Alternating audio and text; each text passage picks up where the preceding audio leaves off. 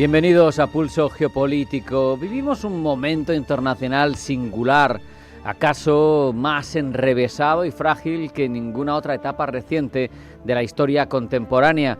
La Guerra Fría, con toda su carga ideológica y riesgo nuclear, sin embargo, parecía al menos tener una lógica. Dos bloques, dos visiones, dos grandes polos. El mundo bipolar tenía reglas. Las lealtades no eran siempre sinceras, es lo habitual, pero eran predecibles. Hoy, sin embargo, la sensación dominante es de un cierto desorden difuso, un tablero fragmentado por alianzas que son más que nunca circunstanciales. Los discursos son contradictorios, los intereses mutan o pueden hacerlo sin ningún tipo de cortapisa. Es un mundo en el que ni siquiera se puede confiar ciegamente en el friend sharing, ya saben, en esa capacidad de hacer negocios, de entablar relaciones con quienes tradicionalmente han sido tus amigos. El que hoy se llama aliado puede ser mañana un competidor, un rival estratégico o incluso un enemigo. En este clima de desconfianza global, pocos ejemplos ilustran mejor esa ambigüedad estructural del presente que la relación entre China y Rusia. A primera vista, todos son días de vino y rosas, todos son armoniosos paseos de Xi Jinping y de Vladimir Putin, agarrados del brazo, declarándose mutuamente una amistad sin límites, cumbres bilaterales cargadas de solemnidad, de guiños visuales, luchando ambos por un mundo, dicen, multipolar, más justo y menos dominado por Occidente, cambiando el orden mundial como no se había visto en 100 años, como decían casi fuera de micro cuando eran interpelados por unos periodistas en uno de sus paseos, pero basta rascar un poco en la superficie de esta relación para descubrir que no es una alianza basada en la afinidad, ni siquiera en la confianza mutua, es una necesidad estratégica de corto plazo disfrazada de hermandad ideológica. China, por ejemplo, y por su parte sale ganando con la guerra de Ucrania. A pesar de su retórica contra la hegemonía estadounidense, Pekín no se compromete en su posición global por el conflicto en Ucrania, le compra las materias primas mucho más baratas a una Rusia que está claramente necesitada y que no puede levantar la voz si tiene alguna queja por un trato asimétrico en la relación bilateral. Rusia necesita a Pekín como socio comercial, como comprador de materias primas, como salvavidas diplomático, incluso en los foros internacionales.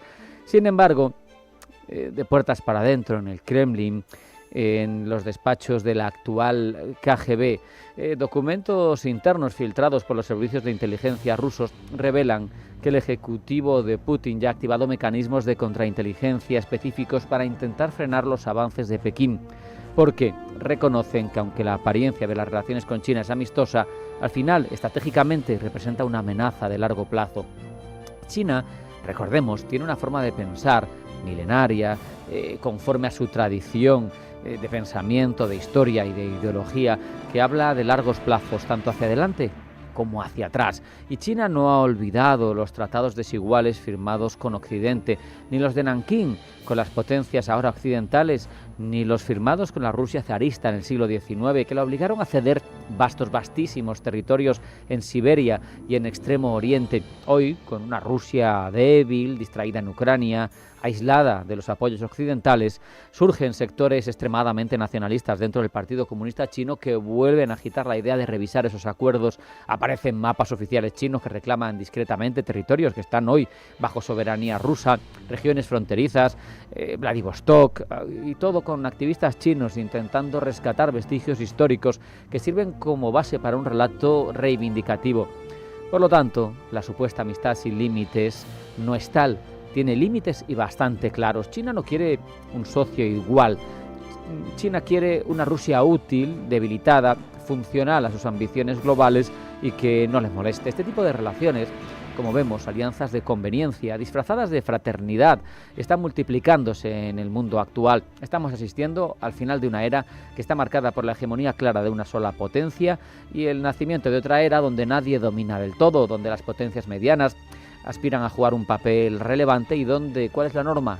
La incertidumbre. Estados Unidos, no lo podemos negar, sigue siendo la principal potencia militar, económica y tecnológica, la más poderosa, pero su liderazgo global está cuestionado, y no solo porque su voluntad de ejercerlo también es dubitativa.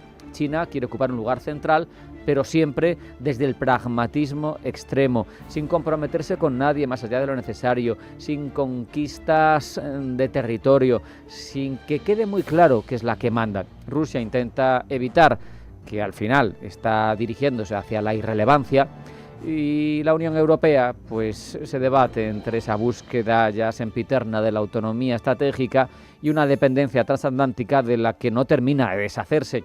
Potencias emergentes a todo esto, como India, como Turquía, como Brasil, como Indonesia, exploran una cierta equidistancia selectiva, eligiendo socios en función del momento, de la conveniencia, de los beneficios inmediatos, no de lealtades ideológicas como en el pasado. De esta manera, quienes salen damnificadas son las estructuras multilaterales tradicionales que pierden peso. Se prioriza lo útil, lo momentáneo, lo funcional. Es un mundo el que estamos creando donde la política de principios cede ante la política de transacciones. Y claro, ¿cómo se organiza la hegemonía mundial, un orden mundial, sin una hegemonía clara, sin un árbitro creíble, sin consensos fuertes y duraderos? Pues es difícil. Vamos hacia un entorno, un sistema más fragmentado, con esferas de influencia regional, con múltiples centros de poder que no necesariamente van a cooperar entre sí y donde las normas internacionales van a ser cada vez más interpretables, más negociables, más inestables, más propias de cada uno de los actores. Esto rompe con la lógica que ha dominado nada menos que los últimos 2 siglos en el orden mundial, desde el Congreso de Viena hasta la Guerra Fría.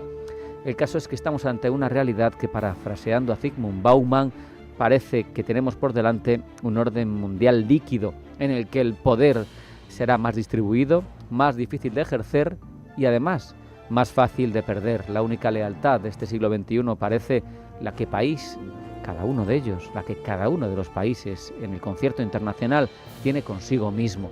Habrá que actuar en consecuencia.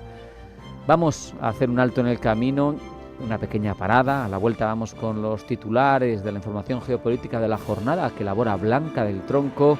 No se vayan, porque sigue Pulso Geopolítico en Intereconomía.